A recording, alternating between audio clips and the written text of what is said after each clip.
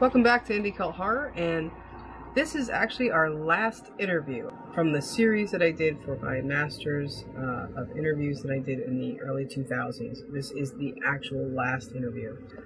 Some of you who have been watching for the whole program, the whole series, may remember I mentioned a while back, I previewed that we would have a Linnea Quigley interview, but unfortunately I was having problems with the duplicate I had made of the original tape. So I was able to make a new dub, and apparently the tape was damaged. So there is some, I don't know if it's just digital dropout or physical wrinkled tape from back in the day, but it's a little old school. We have some actual footage flip, some rolling of the video on this one, so I apologize for that. It's a 2003 Monster Mania convention in Cherry Hill, New Jersey, and Linnea Quigley, who is the Scream Queen, so it was just a great opportunity, and I was so excited to be able to speak with her on camera. And I'm also extremely happy to be able to share it with you guys. So here it is, the last interview for Indie Cult Horror with Linnea Quigley. Okay. Hi, I'm Linnea Quigley, the Queen of Scream, and I'm here to entertain you with this great production company here. My first question. I looked on the Internet Movie Database, typed in your name, and it listed 80 movies.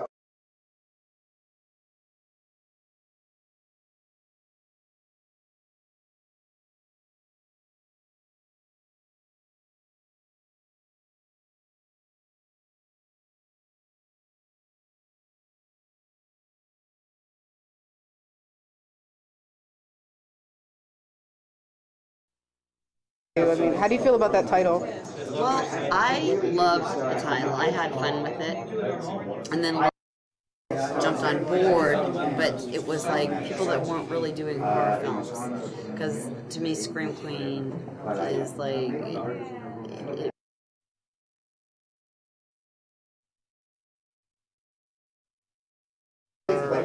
at least drive-ins, and to me, I don't really count something shot on video as a movie.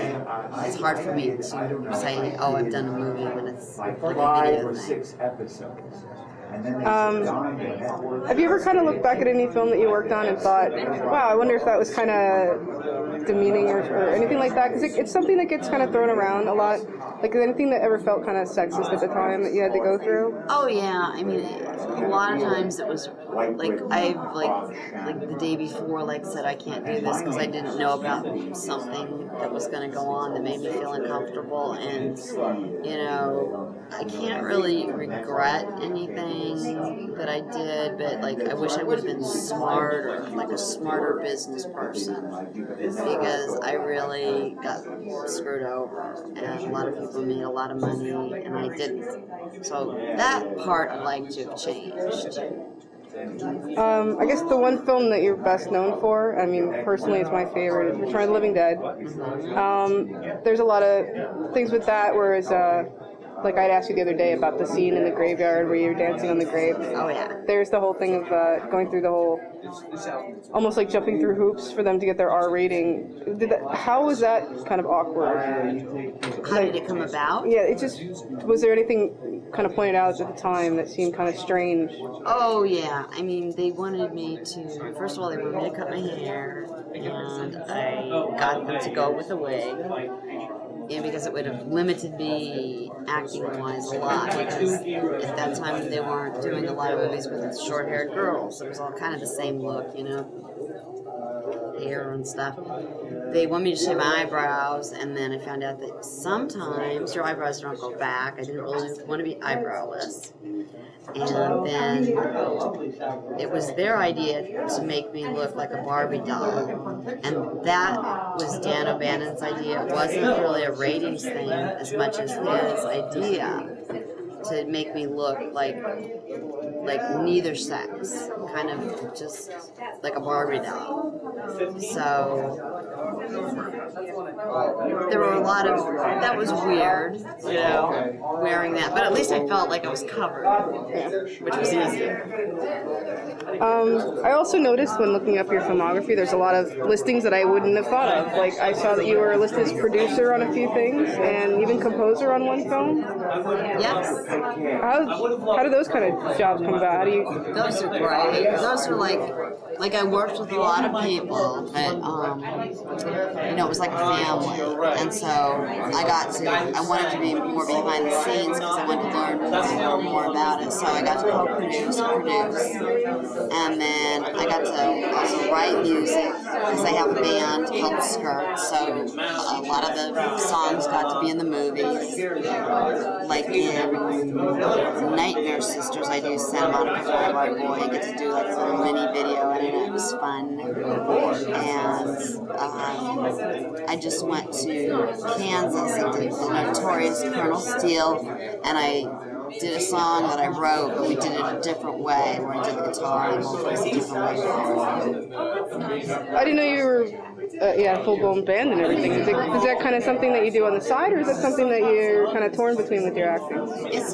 It's torn because it's like when the band started, I was starting also to acting, and then all of a sudden the acting started to take precedence over it. And I couldn't rehearse as much, and we played like Madame Wong's in LA and opened for like the Plimsolls and all these things, and things were going well. This was before Madonna and everything, and then I started doing the films, and I'm like, oh, so we're trying to like kind of revive it and get it back going again, because the bass player and I are still, we work together really well, and she moved to Florida where I'm at now, so we're rehearsing, looking for a drummer right now, and trying to get it back in the studio.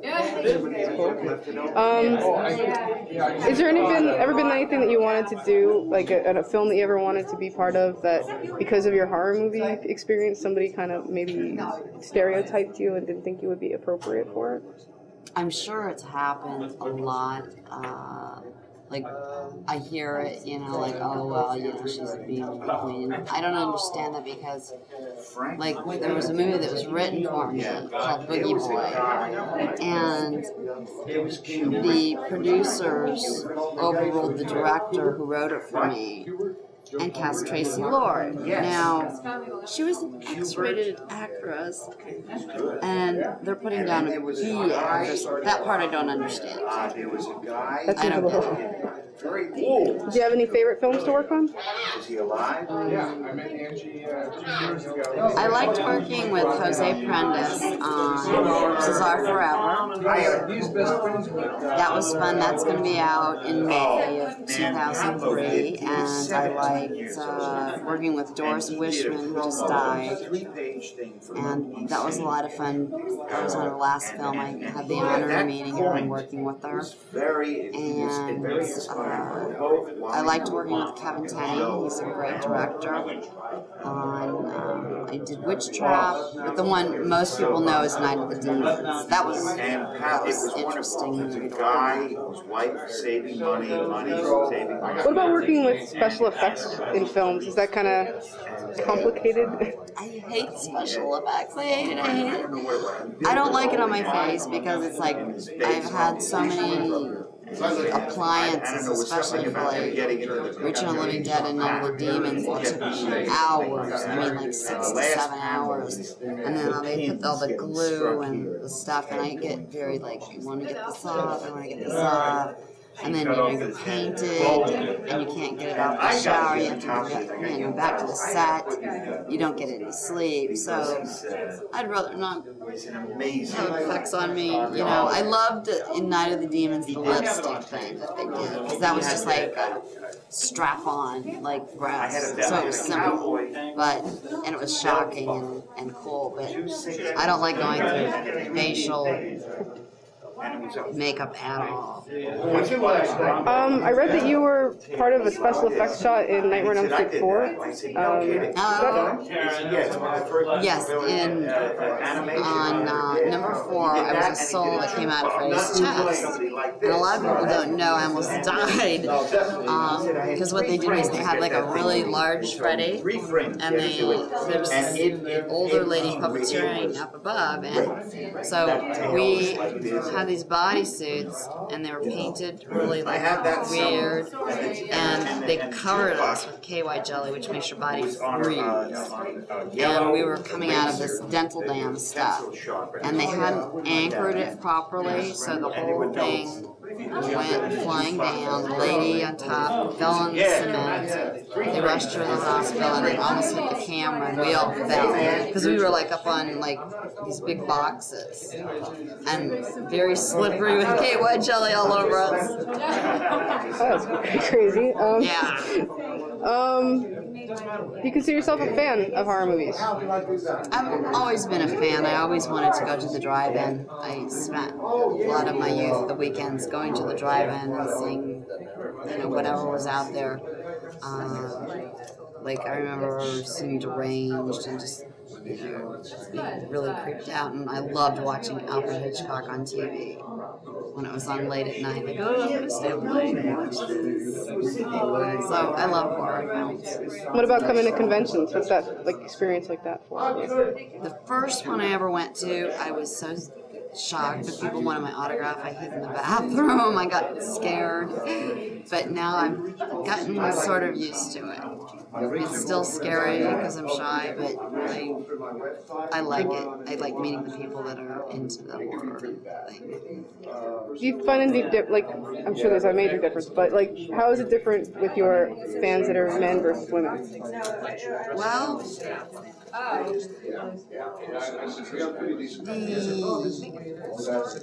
the women are interesting. They're becoming smarter, and they're more business women. They've learned how to make it into a business, whereas I was doing it as the acting thing, and they're very smart about selling themselves, even if they've not really done anything. But the fans, in terms of being fans, are nice, because it's always nice to have a woman not go, don't you think that horror is degrading to women and all this stuff, but they don't remember there's a lot of films that the woman is the hero. Like in Last House on the Left. I mean, yes, she gets brutally raped, but she gets back at those guys. Is it awkward sometimes when you're male fans, though? Yeah, if you've got to draw a line where there's this fine line of them getting too close to you, like Matt, who's my friend here and helps me out a lot. He's an actor also. He hears all the rumors and lets me know them, and is my right hand man, because he's gonna be a famous actor and singer soon. And we just heard that this guy told this other girl that he was at my barbecue every Sunday or something, and we're looking at each other what? So that was weird. It's we hear all this stuff, and he's gone through a lot of weird stalker things with me. A lot of weird things. Do you have any dream projects you'd like to work on? I want to do documentaries. That's my first goal. I want to do documentaries, and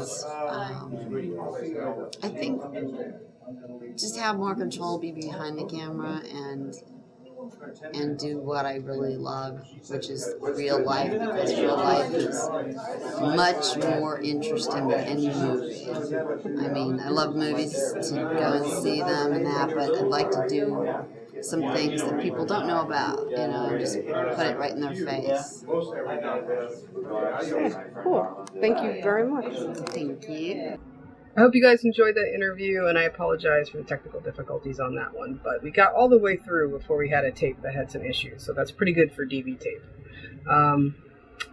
Like I said, this was the last interview. I do plan on coming back for one more episode, a little bit of a wrap-up, a little bit of a discussion about how I feel about it looking back now and watching all these tapes so many years later. So please tune in next month for the final episode of Indie Cult Horror. See you then.